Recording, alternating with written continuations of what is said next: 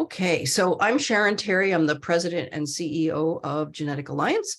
This is part of a series on therapy development, and the series is leading up to a wonderful request for applications from the organization Esperer, which I'm the president of, and it's a drug repurposing, not-for-profit, really novel model in Geneva. Some of my colleagues from there are on the line as well. The idea being that Esperer is interested in helping advocacy organizations and doing everything from the people point of view to repurpose drugs for a condition. And there will be an award made at the end of this series to an organization that has a drug ready to be repurposed. And we will be sending out a survey shortly to all of the 2,000 advocacy groups under Genetic Alliance's umbrella and any other advocacy groups, since our umbrella is very large and loose, to actually apply for this. Each of the webinars, starting with NETS last time, which was the Network for, oh my goodness, Network for Accelerating Translational Science, to navigate the translational science. Each of these, and today Disease InfoSearch and GaugeRx, are stepping stones along the way, things that we know that advocacy groups do well or need help doing. And so we're trying to give you that kind of support. And I'll begin today with Disease InfoSearch. So I'm going to share my screen. And everybody should be seeing my Chrome browser and Disease InfoSearch. So a little bit of history on this, and actually maybe I'll take that down while I say the history part. So Genetic Alliance in 1986, when we were founded, and we were founded by Abby Myers and Marcia Dimes and HRSA, which is the Health Resources Services Administration. We knew right away that because the niche that had been sort of given to us by Abby and by Marcia Dimes and HRSA was genetics. And we knew that, wow, there's a lot of genetic diseases emerging. This is in 86, so it's before the Human Genome Project was done. But nevertheless, we thought there really needs to be some sort of directory, because what's happening is more and more people are finally getting a diagnosis and or being seen by general practitioners, genetic counselors, nurses, and so on. And there's nobody who can tell them anything about this disease because it's rare. And as we know today, 7,000 rare diseases, very difficult to have information about all of them.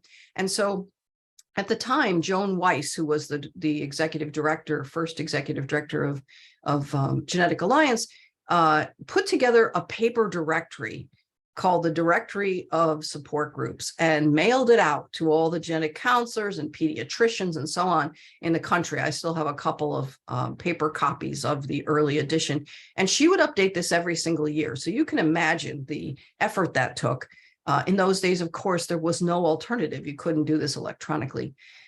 When I came to Genetic Alliance somewhere around 1995, my own kids were diagnosed in 94. I had very, very rudimentary coding skills from having run the Massachusetts Home Learning Association and the National Homeschoolers Association. And I put those to work coding the directory, moving the directory to online with my primitive HTML skills and rudimentary database skills. And that proved to be fairly successful. We called it Disease InfoSearch. We stopped publishing the annual directory in paper. Some genetic counselors were very sad about that because they really liked having that right there at their fingertips. Of course, as more people became more accustomed to using the internet, it was adopted pretty readily. So Disease InfoSearch has always been very unique in the sense that all of the other databases in the world that list genetic diseases, orphan diseases, rare diseases, are all curated and created essentially by an expert. And in this case, in those cases, very often a big team of experts, MDs, PhDs, geneticists, pediatricians, and so on. And we really, again, Genetic Alliance, always coming from the people perspective, appreciate that the real experts in these diseases are the advocacy organizations. And I remember when my kids were diagnosed and I kind of started to understand the disease a little better, and I looked at things like the Merck manual and the NORD database and eventually OrphanNet when that came online, and saw so many discrepancies and couldn't believe there was such misinformation in these different resources, Medline, PubMed, WebMD. It was pretty incredible. And I began to realize that, of course, there would be a lot of errors in all of those places because they weren't curated by the experts, the advocacy organizations, and the leadership there. I don't fault any of those other directories. I just want to say that adding and, in fact, making the core of disease InfoSearch the lived experience of the individual with the disease, and having those individuals log in the form of the advocacy leaders and make the entries relevant, accurate, up to date, constantly makes a huge difference for having dynamic and real information in real time. And so that's been the foundation of what we've done. Our whole database, which is millions of entries, is constructed by each of the advocacy groups. Now, it could also be said, and it has been said by my good friends at the National Library of Medicine and other places, well, that's really terrific, but often people make mistakes, okay? And I'll say often experts who have letters after their names, which I do not, make mistakes as well. And so we have to do this together. And so that's the model that we've adopted. So there are a couple of different APIs that come into Disease InfoSearch with filters on them from the National Libraries of Medicine, from other trusted sources. Those are filtered so that the newly diagnosed individual doesn't suddenly get a great paper about a mouse model in Turkey and not about review of the papers that dealt with the clinical trials or human experience of the disease. So in other words, we're really trying to help, especially the newly diagnosed, but even others, keep up to date with the disease and with what's happening. And I'm going to show you this in kind of two parts. So the first is kind of the experience of what it is like as a advocacy organization to come to Disease InfoSearch and to take care of your own account. So I'm going to go to my account, which is in the upper right-hand corner here, and click on my dashboard. And I'm already logged in. And so if you didn't have an account, you would be able to make one there. You won't see this admin piece. It's also because I'm an administrator for Disease InfoSearch. So I come down here and I say, okay, I could update my profile and add anything I want there about my login or password and so on. I could list another organization if I wanted to. And in my case, I'm logging in as PXE International, not as the Admin Genetic Alliance. And as PXE International, I only have one organization because it's about this disease, pseudoxanthoma elasticum. Though for some of the umbrella groups, you may have, 5, 10, 25, 100 diseases under your auspices. And so this listing place is a good place to get started. Next, we come to a place where it says My Disease Updates. And I've signed up as the CEO of PXE International to get updates on pseudoxanthoma elasticum.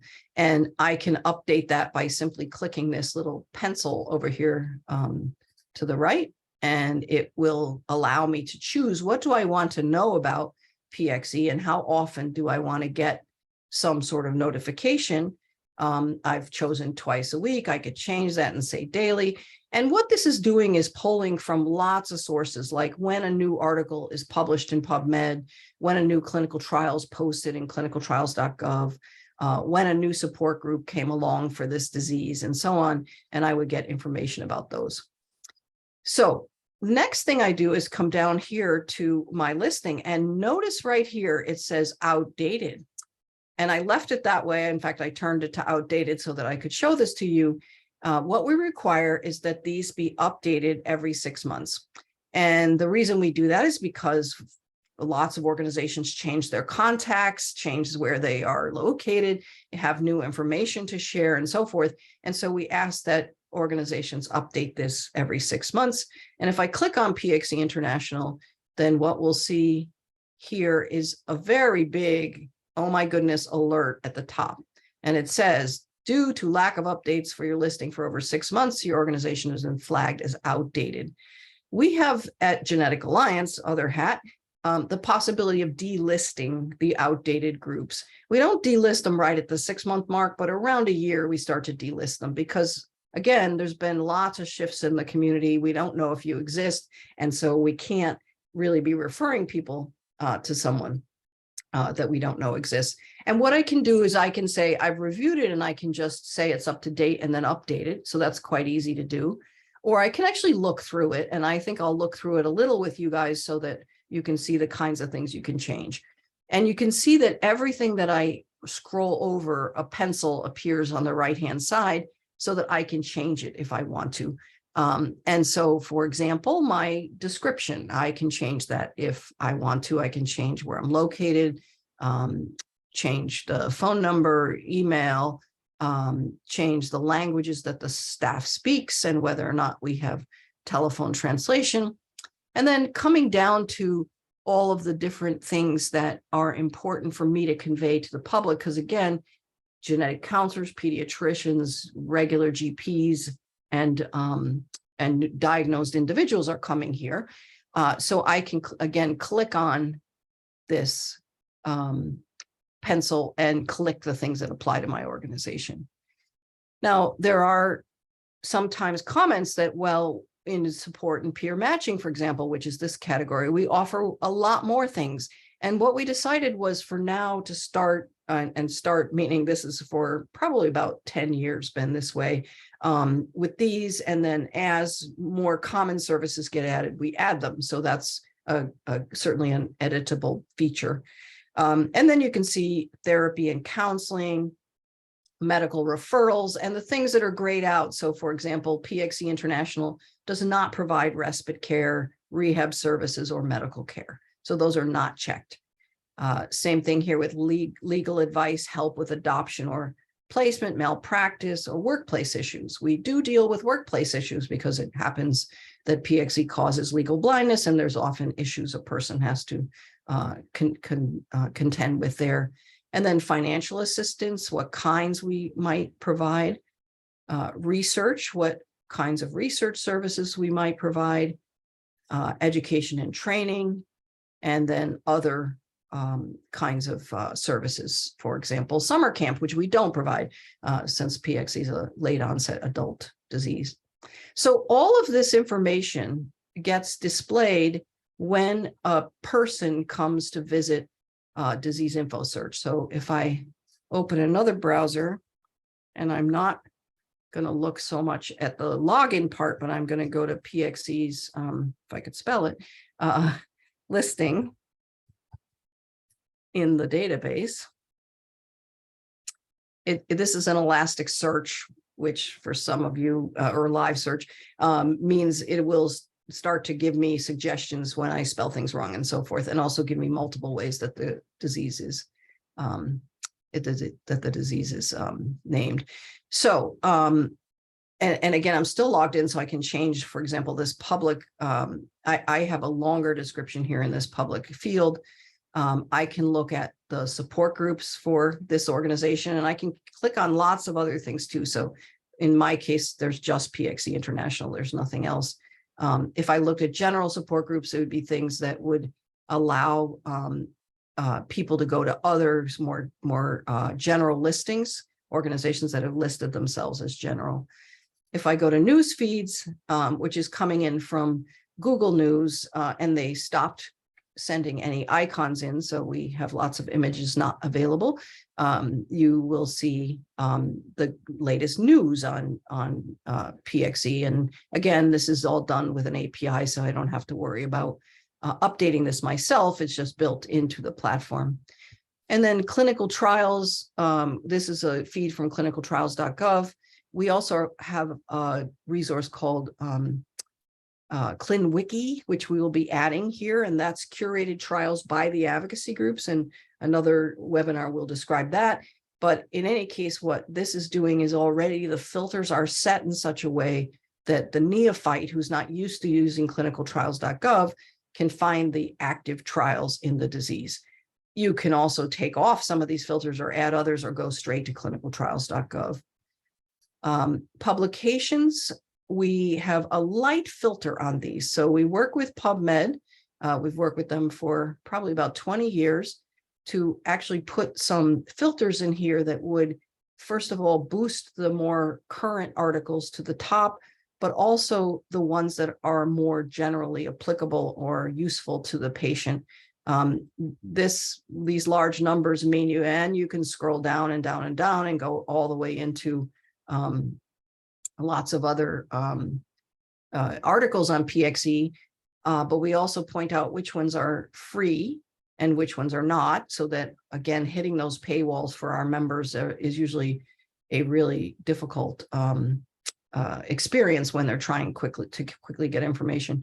So we here, as I said, have worked with PubMed, with the folks at National Library of Medicine, a division called NCBI, for a very long time.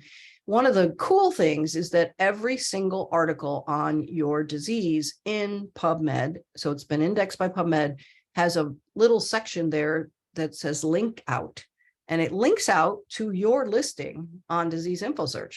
So we get tens of thousands, hundreds of thousands of hits from researchers, clinicians, parents, patients working or looking at PubMed, and then they click link out and it goes right to your listing here in Disease InfoSearch. And then if folks have a registry, that's linked here on Participate. So that's the public facing piece of this, the stuff that is supportive, the stuff that's educational, the stuff that's really doing the kind of helping those who have been diagnosed and or their clinicians. There's another section that is not at the moment published, and this is the section that leads to GaugeRx, and it is about what the advocacy organization knows about the research on this specific disease. And this can change quite often. And so, for example, I have not updated this in 6 months, as I said, on purpose in anticipation of this. So I could say skip. I don't do cohort development. In my case, I do, and my registry of affected individuals is now 5,300. And my unaffected individuals is 7,500. I can look to see, yes, I do collect both of these. My controls have not changed. I do have siblings and non-affected tissue. I collect clinical information. I own these samples. Here's all the different kinds of samples I have. Here's where it's stored in the PXE International Registry and Repository, which is part of the Genetic Alliance Biobank, and so on. We collect clinical data. We have actually records now on 1,200 affected individuals. We collect genotype data. We now have actually 1,100 of these, and so on. So you can see I'm not going to go through all of this, but then I can save it and give this information into the database, which again is not published yet, but I'm going to show you the GaugeRx, which will allow these data to be parsed, filtered, searched, and so on. And then some information about the disease characterization. Is the gene defined? What's the name of it? Is the protein defined? What's the name of it? Are there animal models? Any lead compounds, and so on. Research management. Do we link researchers and families? Do we do participant recruitment for trials? What are the major interests of ours in that regard? And then research funding. How much funding do we give to various entities who want to do research on PXE? And then finally, in this section, and this part is publicly displayed, is you can add a resource. So we add our general bulletin, which is a simple 4-page description of the disease. You can see the last time that was updated here is 2021. We just finished updating it in 2022 about a month ago, and so we'll be uploading that here. And then I can also get rid of any older versions if I want to, and sometimes I leave them there for historical purposes. So that is the you've also noticed now that the red thing at the top of my account that says you're not up to date has disappeared, and that's because I did update it. So that's the gist of Disease InfoSearch. I'm going to stop sharing so that I can answer any of your questions. I can see that there are a couple questions. Gamal, can parents register? So no, parents don't register in Disease InfoSearch. That's because it's the advocacy organization that owns that entry and keeps it up to date. There's really no need for them to register there. They certainly can register in a registry or database contact registry that you're running.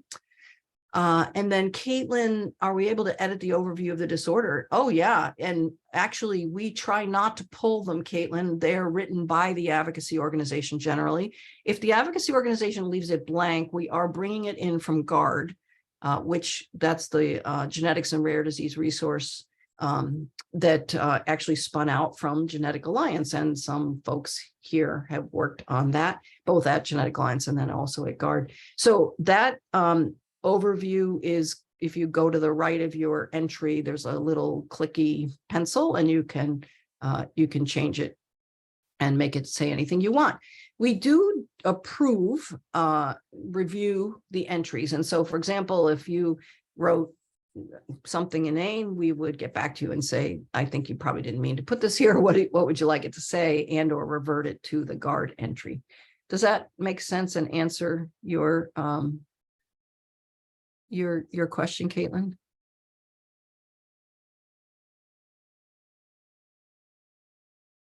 Okay, I'm gonna guess that you can't unmute wherever you are. Okay, next question. How can we check if a given institution is registered within the system? Well, we don't register institutions, we register diseases. And so we just put that right in the search bar. I'll just show that again. There is a search right here, and you can put in whatever condition you want, and you will start to see anything related to that condition come up. Then once you're in the condition, you can look for your institution. Often institutions are not in here because this is really advocacy organization based. Okay, then next question, Sarah. Sarah, we do not run GARD anymore. About, I don't know, 7 years ago, we spun it out to the National Institutes of Health. And so they take care of any updates to GARD. PXE is incorrect in GARD as well, and I can't get it updated, which is a bit comical. And so I really just send all of our clinicians to Disease InfoSearch, since it is updated by you as quickly as you want it to be.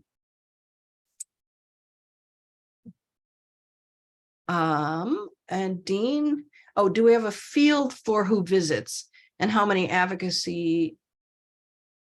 Say the second part, Dean. Oh, or clickouts are made. Okay, yep, get it. You mean from the linked out from PubMed? Yeah. So we actually get some awesome data from them every month. They recently just changed their algorithm because PubMed is now using OMIM's system. You know, there's lots of nomenclatures and ontologies. We once had the naive idea of bringing together all of the different makers of ontologies and getting them all to harmonize, and we met maybe 5 times and everybody went away and said they'll keep their own. When the connection was well made, we were getting somewhere about 20,000 hits a month coming out of PubMed. And then we actually do get data from them about which journals and which diseases are being clicked on. So there is if we can get the funding ever, a really great, cool project to put together a map of that, so that, for example, you could go in and say, well, which journal articles are driving people around MLD to Disease InfoSearch, and be able to have some connection there. And then who visits? So it is really a wide variety of people.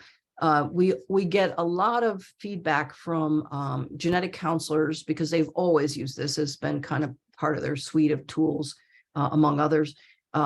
We get a lot of comments from them. We get a lot of comments from pediatricians, and then the public comes to it. And now more frequently researchers, which is, I'll talk about GaugeRx in a second, is why we're building GaugeRx. And then adding a profile attribute. Yeah, so there are some updates that are in the works, and we're happy to have suggestions from you guys.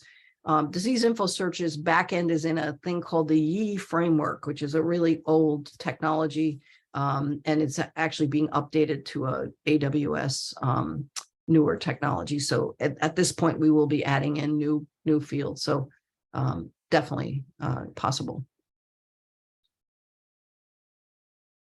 Yeah, the good news is Disease InfoSearch, there are dozens of places that we have to keep updated, right? You know, I noticed that one of the top referrals there is Mayo Clinic.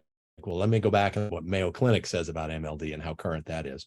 Yep. And so as we prioritize those things, it's important we know not only where Disease InfoSearch points, but also kind of what is the audience.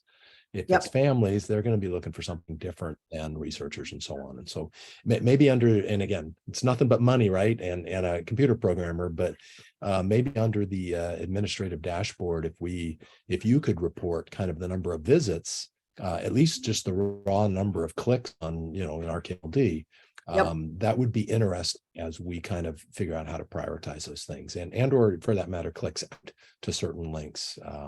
Because there's thousands well, I just pulled it up on page 4 of about 250,000 results, right? When I typed in metachromatic leukoid dystrophy in Google, it's like, I'm not going to get past about page 5. Right. Yep. So yes. Yeah. And, you're right. It's about money because Disease InfoSearch has never had a single dime of funding. We've always stolen from all of our other projects to do it. I've recently, I wrote over July and August, I put Disease InfoSearch into 70 pharmaceutical portals and their granting part. And almost all said, if you would just focus on the diseases in our pipeline and no other diseases will fund you. But because you're an umbrella and because you're focusing on all these diseases, there is no philanthropic ecosystem for diseases writ large. And so trying to get somebody to understand the importance of this is really critical.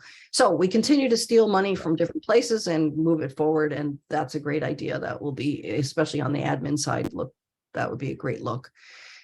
I just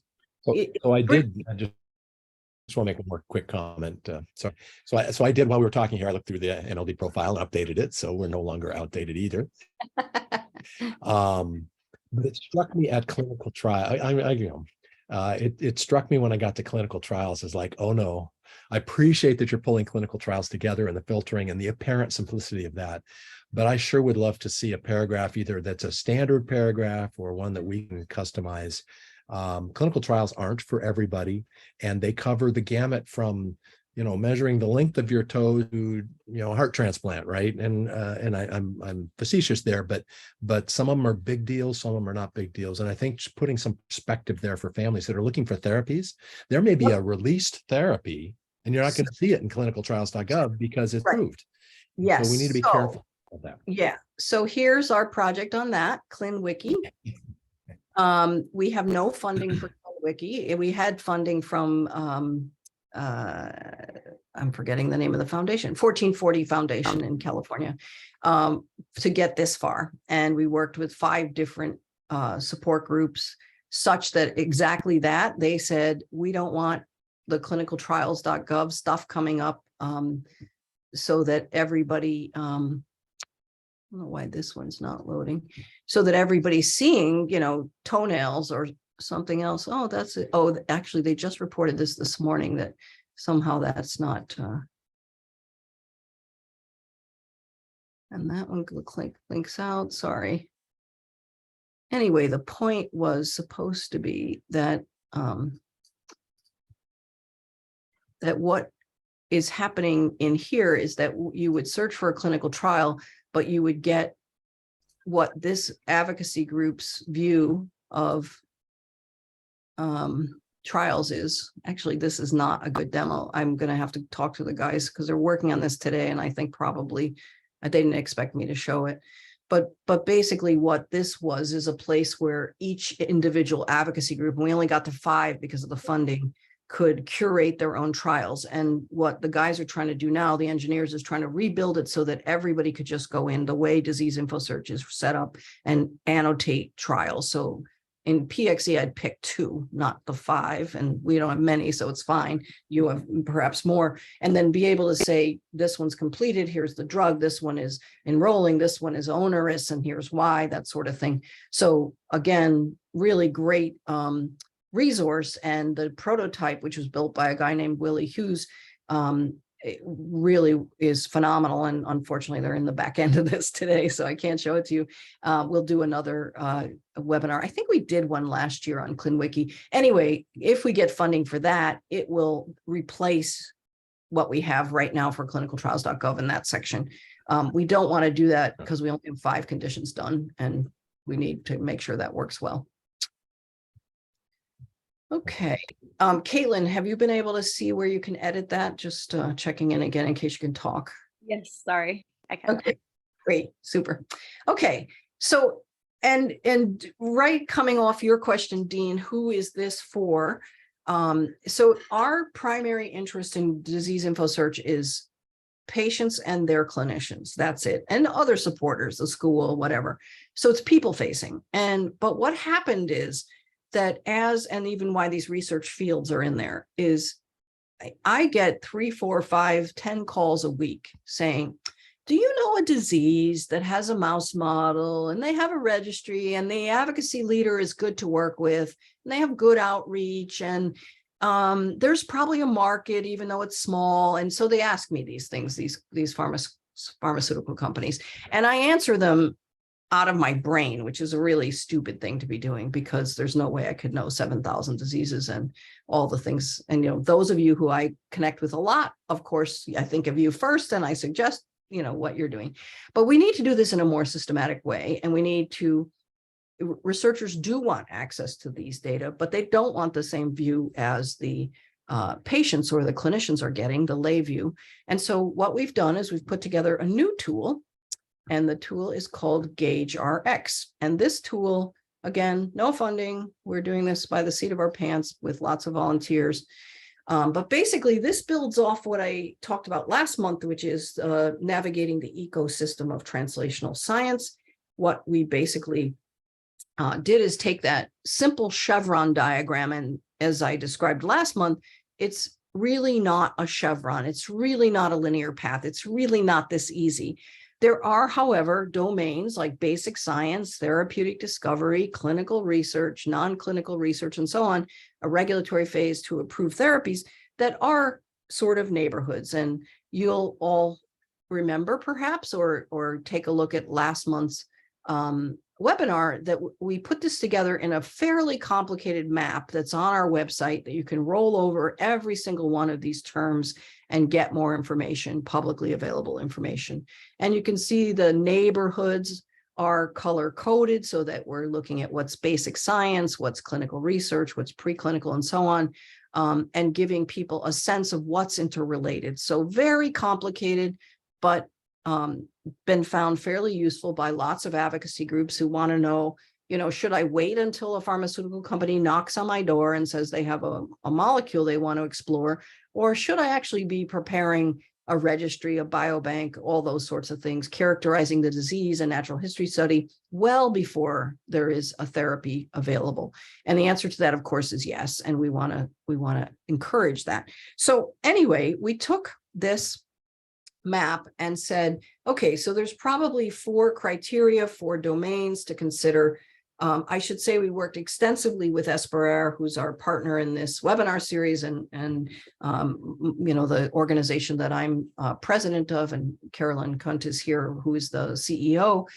We worked with them to say, is this really true? Are these the ways that the market, the companies want to think about this? And so we wound up doing about 30 interviews with drug development experts, both in academia as well as in industry, and then also with about 10 or 15 advocacy groups who are very active and able in these ways. So what this led to was essentially saying, well, we could take these data, these fields I just showed you in disease info search that are not yet public, the research fields, and we could use that data to feed these 4 buckets, these 4 domains, such that we're able to give researchers academic, industry, advocacy, doesn't matter, a much better picture of where the disease is at and where the advocacy group is at. And so it isn't that I would be answering these questions anymore. I'd be sending them to this database, to this tool called GaugeRx. And so if we looked at these criteria, these domains, what we see is that because of the way that Disease InfoSearch has aggregated information, and as a result of our interviews with all the experts, we've categorized some of the fields underneath each of these domains, each of the criteria. And so biology, with things like the gene, the variability of the phenotype, identification of the therapeutic target, and so forth, translational research, an in vitro model or an in vivo model, established molecular biomarkers or biomarker signatures in clinical development. What about the clinical cohort? Now, some of this is in science. Some of this gets to, do you have a registry? How many people are in it? Do you have controls? Do you have biobanking? Do you have samples and so forth? And then market opportunity. What's the prevalence of this disease? And is it more prevalent in one geography than another? Is a treatment available? What's the drug development landscape look like? Is there funding from the organization or others? So we took all of that with some students several years ago, and that's our input, and it's again inputted by the advocacy organizations. We put it through the GaugeRx algorithm, which is a moderately complicated algorithm, and it gives us an output. So we're in the phase now of looking at how do we use this output both to help researchers from companies and from academia figure out what disease do they want to participate with, what disease are they interested in, and then also to help advocates refine their research agenda. So if the output helps to show, here's the things that I need, here's the ways that I'm lacking as an organization. So for example, PXE is not a good disease for having an assay. We don't have an assay that's easy to use. We have an inside-out baculovirus rather than something more, we can't just plop it on a screen at NCATS and have it screened for lots of potential drugs. But we do know that in this algorithm could help us notice, okay, that's a really tough one, and we're going to have to do a number of things to do that. But if, for example, building registries could pop out as a way forward, and we'll be describing our registry opportunities and so forth in other ways, in other webinars. So this is a really primitive look at what a output might look like. And I can guarantee you that, in fact, it will not look like this, but we just had to have some sort of graphic put together so that we had an idea of this. And in its dynamic state on the website it will live on, essentially what can happen here is, as a researcher, I can come here and say biology matters a lot to me, and I might move this slider over from 0 to 6, for example, and say I want to make sure that there's clear biology elucidated here. I might say clinical score is important to me, but I might say translational score and marketability are not. I might say none of this matters terribly much, but I want huge marketability. I'm going to move my market score indicator over to 4 and see what are the best conditions for me to explore. And then these will allow, you can see these are names of advocacy groups. They'll allow clicking into the advocacy group to find then the answers to all the fields that they filled out in Disease InfoSearch. So that those fields will be clearly visible. Obviously no researcher is going to make a decision based on this, but you can see here, this example moved biology to 5, at least a 5, at least a 3. Doesn't matter for these last two. And then what are the disease organizations that are ready for me to speak to them or to explore further? Obviously, there'd be a lot of exploration from this point, and we're not interested in making that terribly granular, but at least to get the information that you're all entering into Disease InfoSearch and served up in some palatable way. And again, this is just an example, very rough and rudimentary. In fact, this example uses, is the field filled out? It doesn't weigh. For example, if I said, yes, I have a mouse model, but it's not available anywhere, that kind of weighting is not in here. It's basically just, yes, I have a mouse model, gives me a point. Yes, I have a biobank, gives me a point, that sort of thing. So this will be iteratively improved over time. Again, no funding. We're really just having volunteers work with us on this.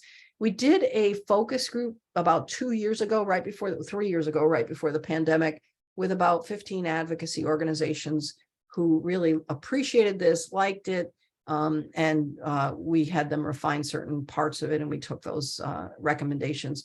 So GaugeRx ultimately will be a way for the advocacy group to know, what else do I need to improve so that I am interesting and desirable to the researcher, and also for researchers, and more importantly, probably for researchers to find all of us, to say, oh, wow, this disease I never heard of, but the biology is in line with some biological pathway I've been working on, and they have a biobank, and they have, whatever.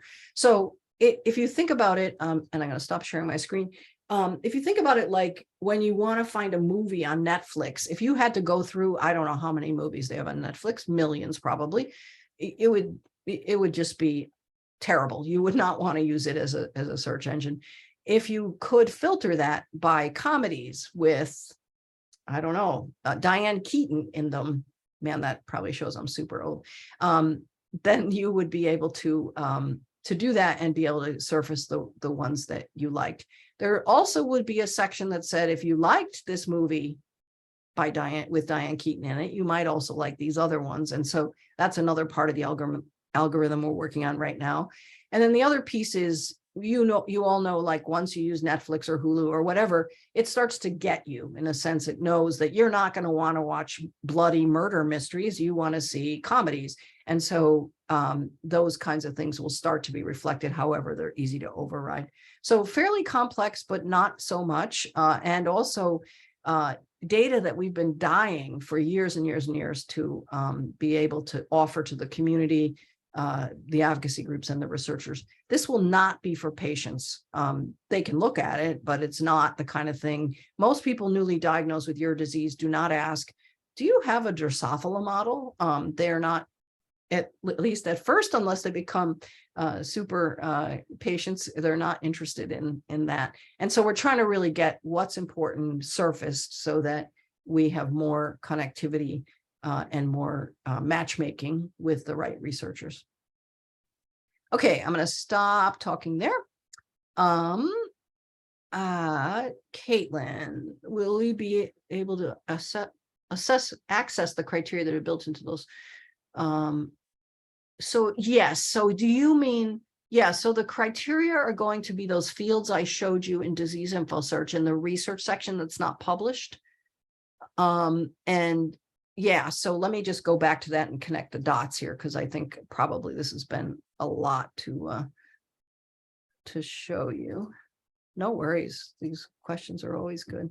All right, so if we go back to Disease InfoSearch and logged into PXE, so let me just go to my dashboard, and my red thing is gone, and I go into PXE. Okay, so down here, all this stuff from research information down is not displayed in Disease InfoSearch. The idea being that a newly diagnosed person doesn't care if I have 1,100 genotypes, or if ABCC6 is the gene of interest, and so forth. So all of these fields feed GaugeRx. And so making sure that these are up to date. And right now, the prototype I showed you is simply, if disease characterization has 12 fields, I get a 10 if only 10 of them are filled out. I get a 12 if all 12 are filled out. And then we're in the process of actually looking with the data that we got from all the interviews and focus groups we did on being able to weight some of these, that certain things are more important than others. For example, if I'm a genetic researcher and there's no gene found, this might be a really exciting disease for me to look at because there's no gene. We actually had a couple of years ago, Francis Collins come to us and say, can you spit out all the diseases that don't have genes in Disease InfoSearch? Which we could do because we could export this on the back end, but I don't want to make it a back end thing. I don't want to make it private. I want to make this public and I want to make it available because what we want to do is increase the matchmaking essentially that can be done. Does that help? Great. Okay, what other questions does anybody have?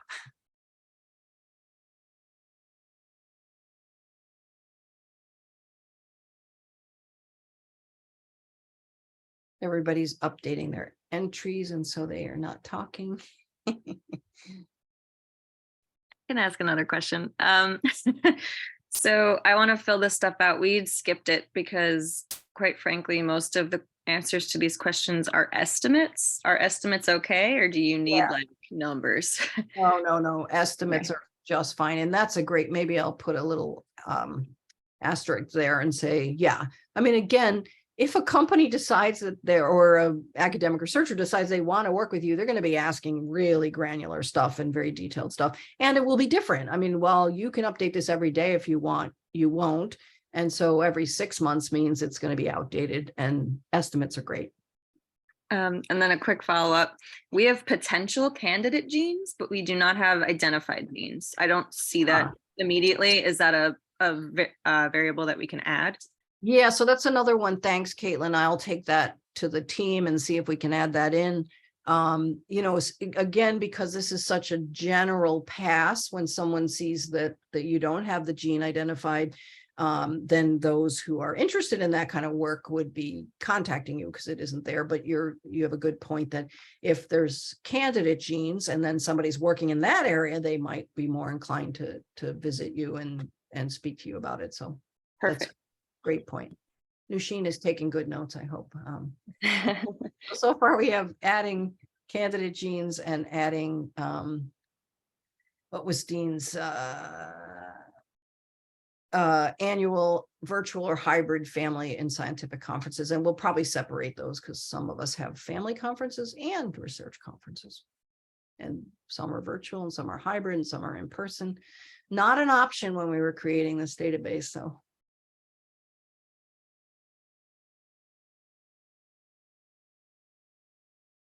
Any other questions? Is market opportunity a significant factor? I would just.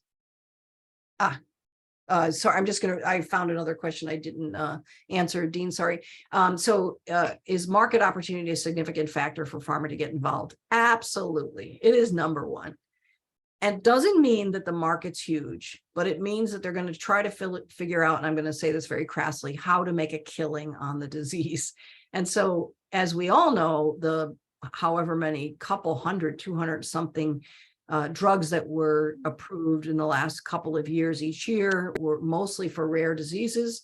And the price tags on the annual cost of those diseases is astounding. And pharma's desire lately, and again, very crassly put, and this is going to be available in the public domain, so I'm being moderately stupid here, but is when the blockbuster market dried up, then because of genetics, largely pharmacogenomics, that an arthritis drug won't work for everybody, and FDA and other regulatory agencies started to require that you actually show which part of the population your drug works for. It became very clear that it was easier in some cases to go to rare diseases because you could do a drug for a small market, but then you could charge $600,000 or $1 million a year.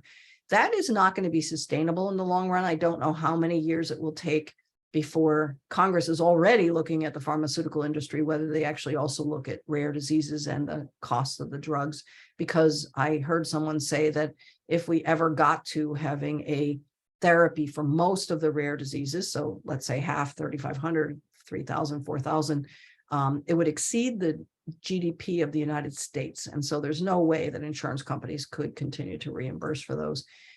There's places that have kept the public ire quiet about the price because either people's insurance pays for it or the drug company gives it away to the few people in America who can't get their insurance company to pay for it. And so guess what then? Nobody's crying about high drug prices. I mean, that's not entirely true. There are definitely good umbrella groups doing policy work. But for the most part, there's not no one's bothered by the high drug price because they'll say either my insurance company paid for it or the company gave it to me. That's really smart on the part of the companies, of course, because then there's no question about the high price of that drug. So anyway, that's a real interesting piece.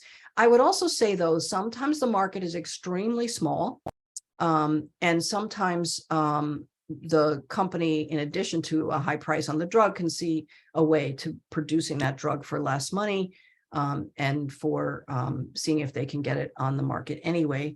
And then the last part of this is the important part about why we're even in this webinar series, and that is that then what happens is this is a perfect opportunity for a nonprofit, and in this case, Esperar is here, unique in all the world, that actually does take these really difficult cases where either there's no commercial viability for a drug, or it's a repurposing from a drug that was shelved by a pharmaceutical company and nobody's interested in repurposing it for a narrow indication, or there's just it's a common compound and there's not, again, a commercial market for it because it's already, I'd say PXE has a potential treatment in something called pyrophosphates. Well, that's a filler in chocolate and cream cheese. So the FDA has approved it for use as a edible substance in the manufacturing of certain things. Nobody wants to take that to market. So Esperar, that is our goal. That's what we're made for. That's what Carolyn and her team are doing. There will be a webinar by them as part of this series. And again, we'll put out an RFA to see which groups might be ready for this kind of exploration around those things. So it's a complicated answer, but for the most part, marketability is important. And we're trying to find ways that make it cheaper, easier, quicker, and even novel in terms of bringing those drugs to market. Dean. And Sharon, I'll add to that because I think there's one other part because that can scare people away, right? When they hear, oh no, it's how are they going to make money? It's not just how are they going to make money. I think it is for people that are looking at entering a market is how well is that market characterized? And if we were able, all the science side, if we were able to solve those problems, how can we access this market? And that's where advocacy comes in. Because if 90% of your community in the US, they're going to say, hot dog, wait a minute. So we in those 4 or 5 areas, Sharon, that you had the sliders on, if we know the science, if the clinical trial, we can figure out how to do that. And I can't remember all of them, but the one on market is like, oh, we have a partner in advocacy that can help us get to market. Then they're going to be much more excited about that. I get phone calls as well from people, from investors that want to understand the MLT market. And my conversation with them is a little bit different than it is with a scientist. And it really dwells mostly on, they're testing how well the science is understood, as best an advocacy group can describe that. But they really want to know, what is our access? How can we help them access the market? So don't be completely scared away by either the size of your population or how expensive gene therapies are or whatever that is, but focus in on what you know. Yeah. I also wanted to highlight, kind of in the same vein, comment there, just so that it's on the video part of this webinar. Sarah said, thanks for being really focused on the advocacy group point of view. Program looks very interesting. Thanks. And I think that's really important as well. I was just on a call with one of our collaborators this morning. They brought a new person onto the team, as always happens with pharma. And so you kind of go back to scratch. And he was frankly blown away by how we engage in certain areas. And the fact that it's not just about how can we recruit for clinical trials. It's like, no. I want to talk about all the things that happened before that and all the things that happen after that, so that they have strong partners and we have tools like this that can help us bring them to us or give them confidence in something we say. This is really powerful stuff. Yep. Yeah, great, Dean. Thanks for bringing up those points. Absolutely. So while yes, it's important to pharma that it's marketable, exactly what Dean said, that if they can minimize the amount of time, energy, money they're spending on recruiting engagement, keeping people interested, retention, and things like gene therapy trials for 15 years after the drug is approved, all that. And we advocacy groups are really good at that, and our population is well characterized. So having a registry, and we will have a webinar on the registry piece, is essential. It's critical. We, Genetic Alliance, with our partner Luna, have dozens of companies coming to us saying, we don't really care too much about which rare disease we work on. We're more interested in how quickly can we enroll clinical trials, how can we keep the people engaged, how can we meet a value proposition for the people, because we know that's the trick to keeping the trial running. And so all of that has added up to a really different world than in 1995, when I stood up at a big international meeting and said, I'm going to create a registry and a biobank, and people actually asked me to leave the room saying, lay people should not be involved in these things, go away. That's the job of pharma, and it's dirty and it's ugly.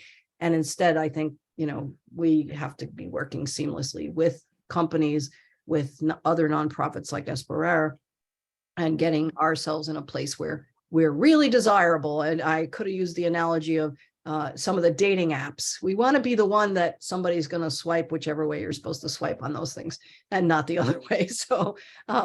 So these are the tools that Genetic Alliance is creating and has created for many years now to make that easier for you guys. Terry, can I ask you a question? Yes. I want to know if it is possible to circumvent big pharma and force the NIH and our research institutions to carry out these clinical trials without the motive of profit, for the fact that, most of these children, or specifically my son, we're talking about less than 1,000 cases in the United States. So it is, for me, is very obfuscating that we allocate so much resources for many programs and very little resources for orphan diseases by, forcing the big pharma to take the lead on this research, and not allowing NIH, specific investigators, to do the research and the clinical trials within the NIH itself, so that we can avoid all these issues associated with the market. Yeah. So you're singing my song, Gamal, and most of what I've done is exactly for that reason, for circumventing that system and blowing it up. It's taken me, I'm 28 years at this, and it's taken me all these years to get to this point, and it's still not great. I mean, I just beg people and say, if I could just get $1 million, for example, for next year, I could roll out all these programs very robustly. Getting that million is ridiculously hard for this kind of broad disease work.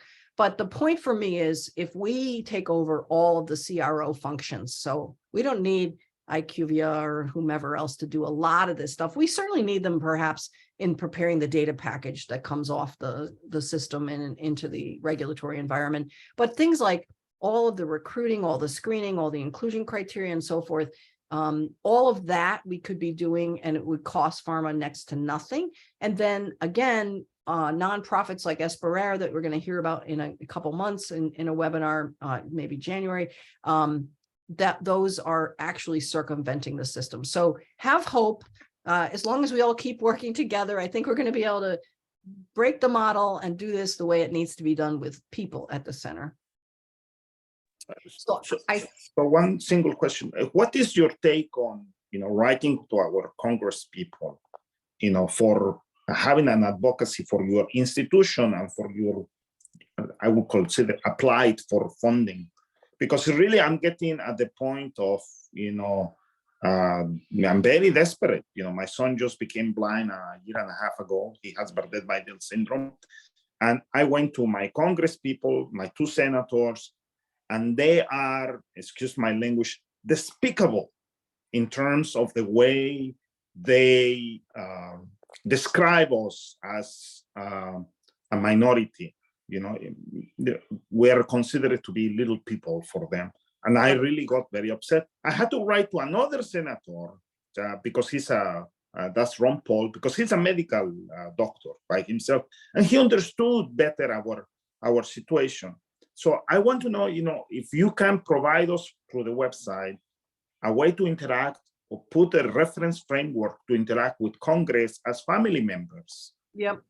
Yeah, so we have looked into that and the cost of doing that, and we have zero funding for policy, which is also another difficult area to raise funds for, is incredible. So I would suggest, and unfortunately our NORD friends just left. NORD takes on a lot of policy issues like this.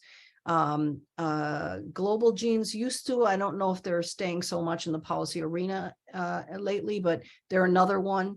Genetic Alliance just does not have funding for policy on that level.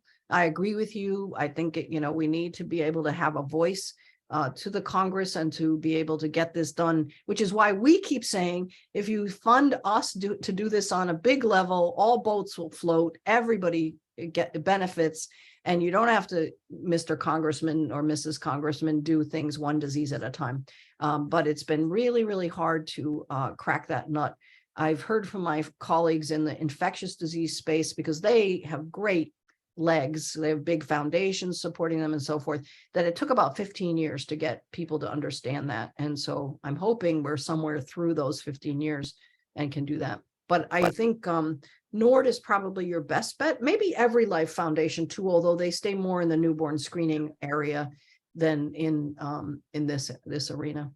But it's a great point. And go ahead, Dean. I would say that, yeah, they're very powerful in newborn screening, but they have broad policy efforts as well. Their community congress is meeting tomorrow. I would check out Every Life, but do remember, Gamal, that the policy issues tend to be a little broader. They're not disease specific, and so this takes time to kind of to go through this whole process.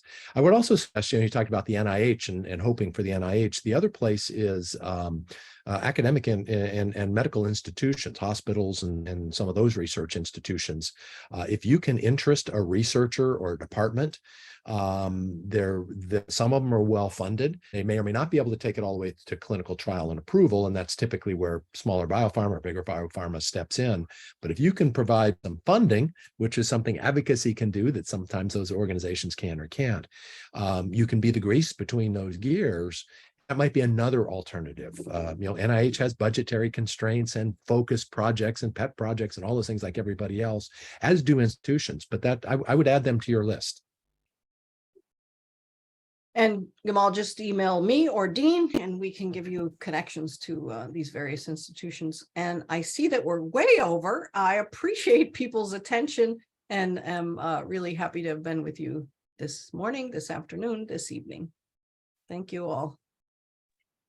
Thank you, Dean. Thank you.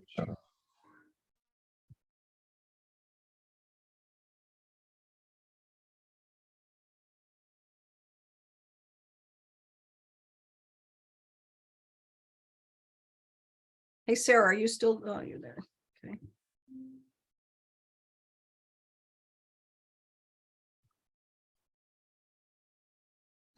I don't have an answer for that. Is there something else I can help with?